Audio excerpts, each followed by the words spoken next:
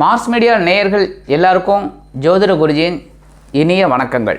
இந்த பதிவில் நம்ம என்ன பார்க்க போகிறோம் அப்படின்னா, செவ்வாய் பகவானோட பெயர்ச்சி. இந்த செவ்வாய் பகவான் உஷ்ணமான கிரகம், மங்களக்காரகன் சொல்லலாம், பூமிக்காரகன் சொல்லலாம், பிராத்ருக்காரகன் சொல்லலாம். இந்த பிராத்ருன்னா என்ன அப்படின்னு நிறைய பேரோட கேள்வி. பிராத்ருன்னா உடன்பிறப்பு. இந்த சகோதர சகோதரிகள் இதெல்லாம் செவ்வாய் தான். சில வீட்டில் பார்த்திங்கன்னா சகோதர சகோதரிகிட்ட ஒற்றுமையே இருக்காது. ஏன்னா அங்கே செவ்வாய் ரொம்ப வீக்காக இருக்கும் அந்த கிரகம். சில பேர் இடத்துல பார்த்திங்கன்னா ரொம்ப ஒற்றுமையாக இருப்பாங்க. இன்னும் கூட்டு குடும்பம் நிறையா இருக்குது. அந்த வகையில் பார்த்திங்கன்னா செவ்வாய் பகவான் நல்ல ஆட்சியாக இருப்பார். ஆக பிராத்ருக்காரகன் செவ்வாய் பகவான் இதுவரைக்கும் அவர் தனுசு ராசியில் இருக்கார். இப்போ 4/2/2024 முதல் அவர் மகர ராசிக்கு வரப்போகிறார். மகர ராசிக்கு 39 நாட்கள், அதாவது 13/3/2024 வரைக்கும் மகர ராசியில் ஜம்முன்னு உட்கார போகிறார். என்ன அப்படின்னா, மகர ராசி அப்படிங்கும்போது இந்த செவ்வாய் பகவான் உச்சம். எப்படி அப்படின்னு பார்த்தீங்கன்னா, சிம்பிள் லாஜிக். கடகத்தில் இந்த செவ்வாய் பகவான் நீச்சம். அப்படியே 7வது பார்வை எப்படின்னு பார்த்தீங்கன்னா மகரத்தில் உச்சம். ஏன் கடகத்தில் நீச்சம் அப்படிங்கிறதுக்கு நான் உங்களுக்கு எக்ஸ்பிளைன் பண்ணேன். அதேமாதிரி இந்த மகரத்தில் உச்சம் அப்படின்னா, மகரத்துக்கு யார் அதிபதி? சனீஸ்வர பகவான். இந்த சனீஸ்வர பகவான் வேலையாட்களோட அதிபதி.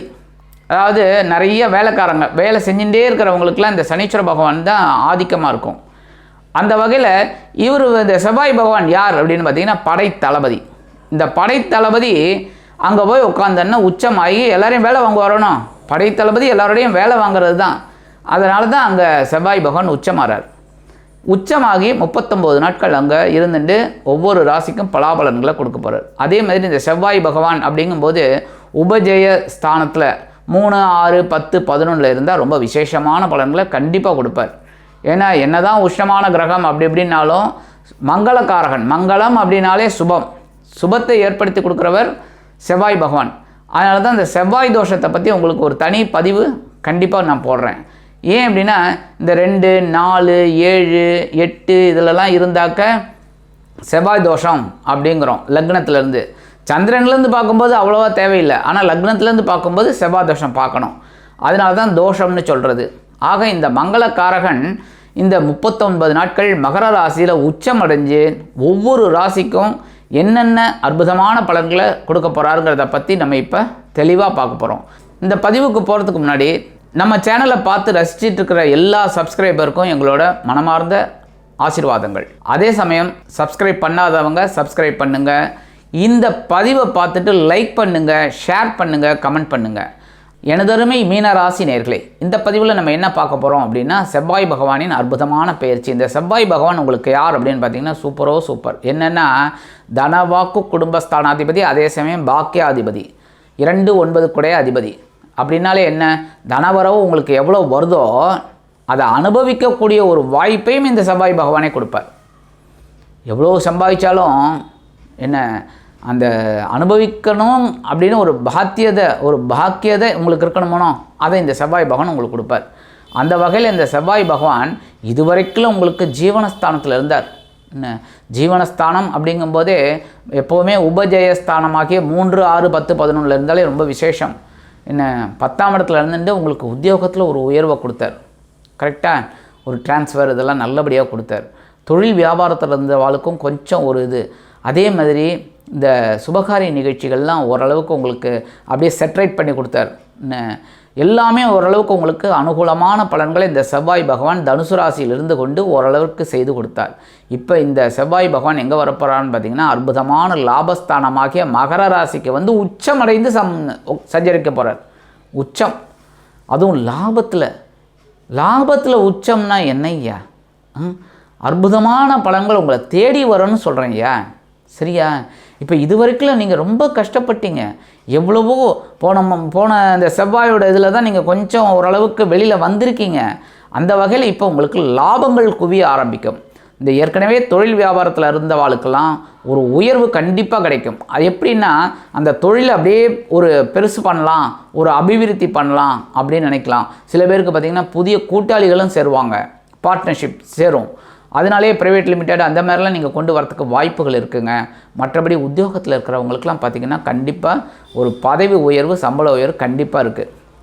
நோட் பண்ணி வச்சுக்கோங்க. கண்டிப்பாக இந்த இடமாற்றம் போன செவ்வாய் பயிற்சியில் கிடைச்சிது. இப்போ உங்களுக்கு உயர்வுகள் ஆட்டோமேட்டிக்காக கிடைக்குங்க.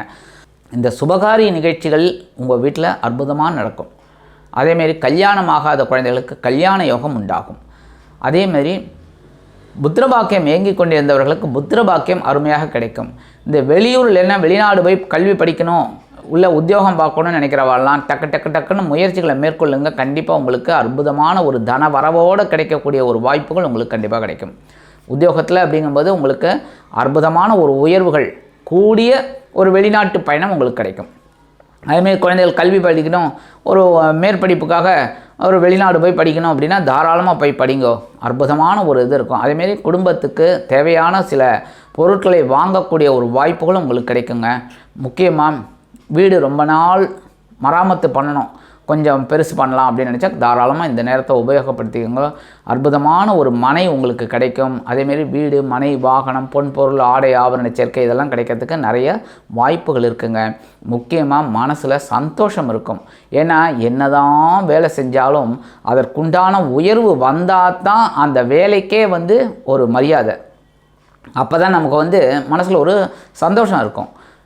அந்த வகையில் உங்களுக்கு கண்டிப்பாக ஒரு உயர்வு இருக்கிறதுனால உத்தியோகத்தில் இருக்கிறவாளுக்கும் சரி, தொழில் வியாபாரத்தில் இருக்கிறவாளுக்கும் சரி, இந்த லாபஸ்தானத்தில் உச்சமடைந்த செவ்வாய் பல விதங்களிலும் கண்டிப்பாக அற்புதமான பலன்களை கண்டிப்பாக கொடுப்பாருங்க. முக்கியமாக நீங்கள் முயற்சிகளை மேற்கொள்ளணும். முயற்சிகளை கடுமையாக மேற்கொண்டீங்க அப்படின்னாலே சாதாரணமாக கண்டிப்பாக உங்களுக்கு கிடைக்கும். ஏன்னா இந்த மீனராசியை சேர்ந்த அன்பர்களுக்கு சில நேரங்களில் பார்த்திங்கன்னா புத்தி கூர்மை அதிகமாக இருக்கும். ஏன்னா உங்களோட ராசிநாதன் குரு பகவான், மீனத்துக்கு அதிபதி குரு இப்போ தனவாக்கு குடும்பஸ்தானமாகி 2ஆம் இடத்துல இருக்கார். ஸோ எந்த அளவுக்கு நீங்கள் முயற்சிகளை மேற்கொள்கிறீங்களோ அந்த அளவுக்கு உயர்வுகள் ஆட்டோமேட்டிக்காக உங்களுக்கு கிடைக்கும். அதனால் முயற்சிகளை விடாமல் செய்யுங்க. கண்டிப்பாக முயற்சி உடையார் இகழ்ச்சி அடையார். முயற்சி திருவினையாக்கும். கண்டிப்பாக உங்களுக்கு சில அற்புதமான பலன்கள் அருமையாக கிடைக்கும்.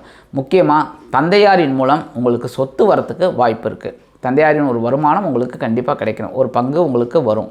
அதுமாரி பூர்வீக சொத்துக்கள் உங்கள் கைக்கு வரத்துக்கு நிறைய பாக்கியங்கள் இருக்குது. அது கண்டிப்பாக அந்த தடை தாமதங்கள், வில்லங்கங்கள், வாய்தாக்கள் அதெல்லாம் விலகி உங்கள் கைக்கு இந்த பூர்வீக சொத்துக்கள் வரத்துக்கு நிறையா வாய்ப்புகள் இருக்குங்க. ஆக இந்த லாபஸ்தானத்துக்கு வரக்கூடிய செவ்வாய் பகவான் உங்களுக்கு பல விதங்களிலும் உங்களது வாழ்க்கையை ஏற்றி வைப்பார் என்று கூறி விடைபெறுகிறேன். நன்றி, வணக்கம். மீண்டும் ஒரு அருமையான பதிவில் நான் உங்களை மனமகிழ்ச்சியோடு சந்திக்கிறேன். வாழ்த்துக்கள். வாழ்க வளமுடன். இந்த சேனல் உங்களுக்கு பிடிச்சிருந்தா மறக்காம சப்ஸ்கிரைப் பண்ணுங்க, ஷேர் பண்ணுங்க, லைக் பண்ணுங்க, கமெண்ட் பண்ணுங்க.